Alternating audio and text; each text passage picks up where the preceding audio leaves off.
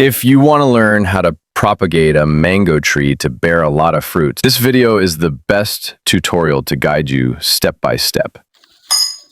Step 1. Select and prepare the cutting. Choose a healthy mango branch, approximately 6 to 8 inches long with at least one node.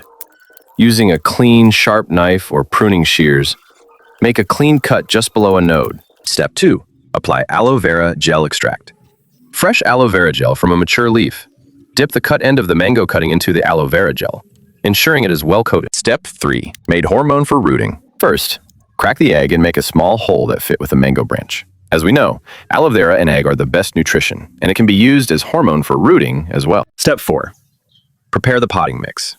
Fill a small pot with a well-draining mix, such as equal parts sand, perlite, and peat moss. Ensure the pot has drainage holes to prevent waterlogging. After 30 days. 30 days later, leaves buds are growing very fast on the branch. The new tree looks very healthy and ready to sail or plant in another place as you want. Then after 90, the new tree can produce a lot of fruits. Asterisk if you want to know more pro tips and techniques, please subscribe to my Smart Garden channel to get more daily videos. Thank you for watching.